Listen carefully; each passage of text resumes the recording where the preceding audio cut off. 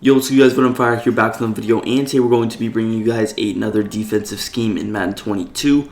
For today's video, we're going to be in the 4-3 even 6-1, which is one of the better formations in the game. It's one that you guys should start seeing a little bit more, one that you probably have seen down the road playing head-to-head. And it's a very good blitzing formation, so 4-3 even 6-1. I think I'm in Miami playbook right now. It's also in Tampa Bay, I want to say, which is probably the best playbook right now with if you want to run this formation, of course. But yeah, man, it's going to be really good against the run. This and nickel triple are probably my favorite blitzing formations right now, and this is going to be a little bit better against the run than that. Of course, nickel triple, you're going to have more DBs on the field. It's nickel formation, so you can watch both and see which one you like best. Again, I posted a video on this formation like 2 weeks ago. It's going to be a man version of it. Now we got a zone version. So we're going to be running the Sam Blitz 3 play. Once again, that's the play we're going to be running. Sam Blitz 3. Now you're going to be using this middle guy with Devin Bush, so make sure you get your fast guy there. But other than that, get some quick guys on the outside. Preferably some quick guys that can also cover, because depending on how it's flipped, some of these guys might be in coverage as well. But with that being said, let's get straight into it. Alright, getting into the play, here we are, as I need to move my camera, but getting into the play, we are going to be in just a basic doubles, formation, pretty simple doubles right there. Now, pretty much your idea is going to be base aligning. You want to keep the formation symmetrical, so you can actually set your auto alignment to base if you are, running exclusively this formation. So we're going to base align. Of course, that's just going to bring the linebacker in, not going to do anything to your back four. But yeah, you want to give them the threat that you're actually blitzing all 6 guys. So for starters, we're going to go with just a 5-man protection, show what it looks like. So we'll just base a line. We will kind of stand in the gap here, and then we'll let the ball be snapped, and you'll see what happens. So pretty simple. Now this is only a 5-man blitz. We rush 5 against 5-man protection. We're actually able to get pressure. So very cool there. Again, all we're doing is rushing 5 versus a 5-man protection. You get pressure. That's definitely positive. Now, standing there with your user is a little bit of a key. You do need to occupy at least the center or force the center to double team with number 94 here. I think it's Tyson Alawu, whatever your name is. But yeah, it's pretty much as long as the center is either double teaming or rather, I should say, as long as the right tackle is picking up your defensive end, you're fine. Of course, we got TJ coming off the edge, so pretty simple stuff there. We will get into the coverage adjustments later. We're just going to start out with showing the blitz stuff, if that makes any sense. So again, we're just going to base a line. With your user, you can blitz him if you want. I will usually just put him in a 3-rec hook and just hover over here. Again, if you see this, it's going to be a little bit scary, immediately. But this time, we actually get one of those not glitches, but one of those weird disengage animations where your defensive end gets the pressure. Now, this will happen a lot when you're running this style of blitz, and it's pretty much going to be, actually, I'm surprised. That's a heck of a play by Nate Soldier to actually somehow pick that up. I think that was a glitch because he literally engaged with him with one hand, so that's cool. It should have been 2 people free. That's why I was kind of surprised when it happened, but nonetheless, again, the center's not going to be able to pick up any of these guys, and the speed, you see, it's relatively the same as when TJ would have got there. TJ, he's blitzing, he probably gets there right about here, maybe a split second early on the collision, but overall not too big of a difference. That's why you want some more athletic D linemen, even defensive tackles. You want some speed over there, because when things like this happen, it's always nice to get there quicker. So again, we'll snap the ball, just hovering there a little bit. Now you see TJ get there. Sometimes you can actually get 2 people free, 5 versus 5, and get 2 guys free. So that's pretty interesting. But let's show it if they block their running back. So if they block our guy Saquon Barkley over here, we go ahead and snap the ball. It does not really make a difference. Now the running back will occasionally be able to pick up that block. Again, you're rushing 5 against 6. You shouldn't necessarily expect pressure, but yeah, man, he is going to usually pick TJ Watt up. Again, you can kind of try and hover over here. I forgot to block Saquon there, but I mean, there's not a lot you can do.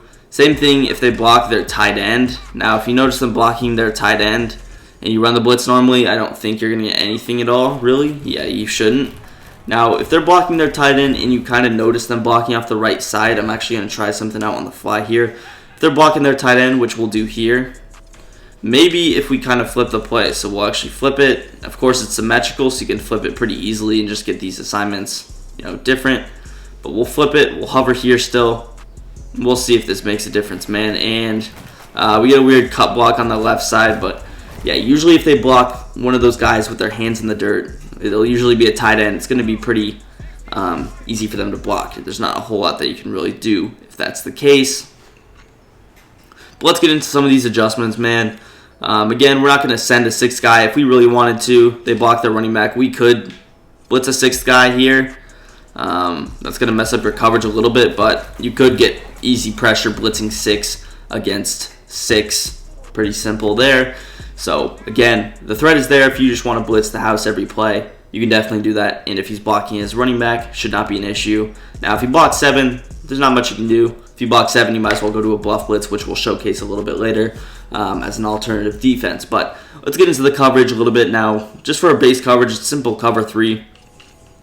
We'll shade over the top. You can set these to whatever you want. Maybe if you're expecting kind of quick passes, go 10 yards or something like that. But we'll just start out with little base curl flats. These stock curl flats are actually really good. I like the way that these stock zones play this year because they actually bait a lot better than things with zone drops. When you set your zone drops to 15 yards, they're only going to go to 15 yards and sit there. They're not going to come down on things, not go up on things, not follow things. Whereas with these default curl flats, they're going to kind of make plays all over the place. They can give up some things sometimes, but they can actually make some very nice plays for you sometimes. So we'll just shade over the top. Against like a curl flat, it'll be decent, as I'm not exactly sure what happened there. Sometimes if you notice that happening, you might actually want to hold the engagement a little bit longer. Again, I kind of just hovered there and didn't necessarily do much with it, but sometimes you want to hold the engagement like we did there. I'm not sure. I think it's because of the route combo that we're in. TJ Watt's getting bumped a little bit, so maybe switch up the route combination. But, I mean, yeah, usually he would get pressure, and for whatever reason, the first couple times we ran it, we didn't have issues, but I guess we do now all of a sudden. But, yeah, man, shitting over the top is going to be pretty solid.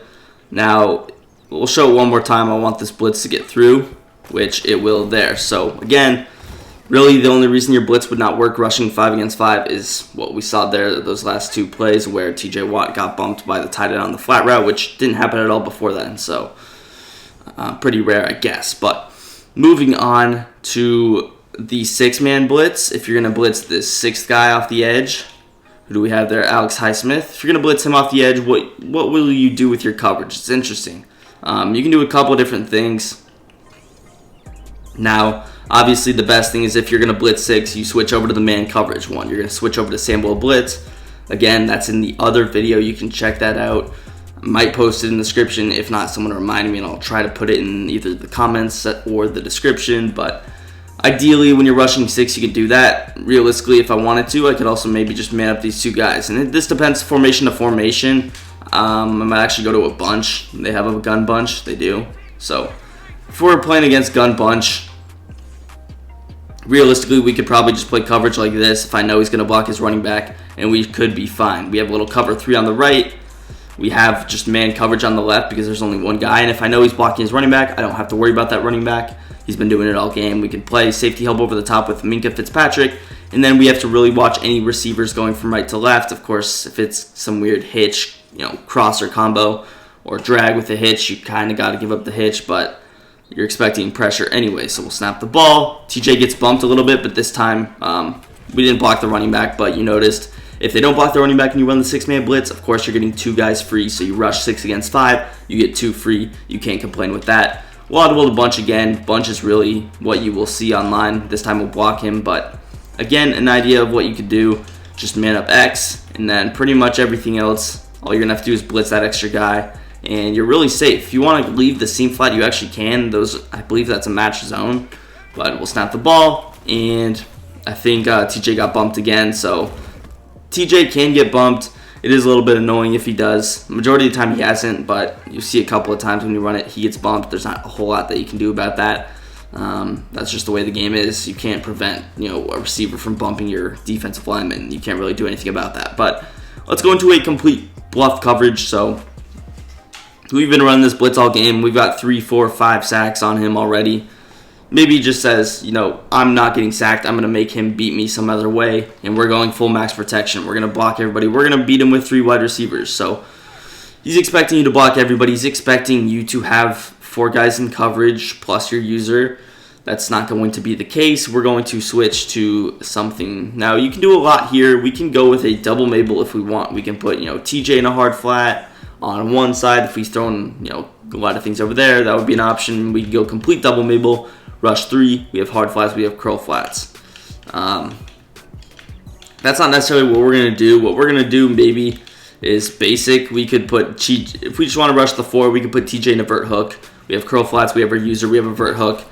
Of course, you're rushing 4. You're not going to get really pressure, but it's going to be a decent coverage. Now, usually if I'm going to go bluff coverage, I'm just going to completely sell out on the bluff coverage. We're just going to completely commit to it. We're not going to, mess around. We're just going to get right to the business, and we're just going to completely bluff him. So we're only going to rush 3 on most of my bluff blitz attempts. And this, we're actually going to respot the ball. So we're going to go I actually want to go to bunch, so we'll respot the ball. Show what a realistic bluff blitz setup could look like. So we'll go verticals again. Now running backs are throwing a lot, so maybe what you could do, again, it's a bluff blitz. We could go like this.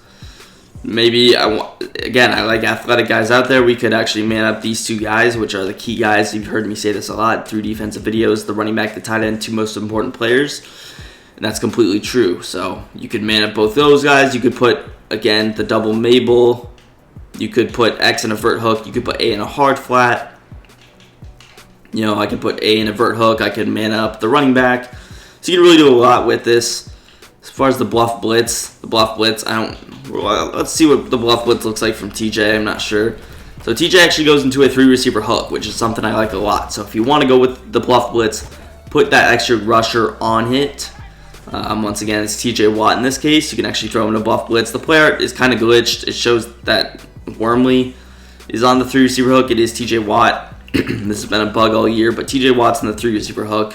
Of course, our user actually is in the 3 hook as well, but this is what a decent bluff blitz looks like. We could man him up, or we could just double Mabel to the running back side if he's going with a lot of running back out routes. So that would be a pretty simple fix. Now you see, look at TJ Watt. He starts on the right. He actually follows over to the left because he notices that everything else is covered. Now, again, your weakness is going to be the pressure. You're not going to get too much pressure, especially if in the scenario that he's blocked 7, you rush 3.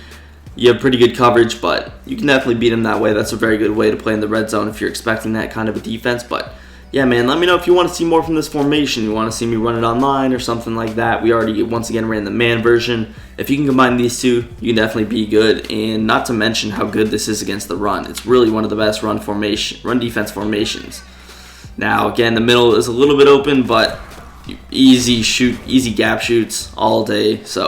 And this is one of the better run formations. You basically have 6 alignment with Ingram. So very good run defense. You shouldn't have a problem with that. And then with the blitz, your pass defense should be decent. Again, you will need a good linebacker here.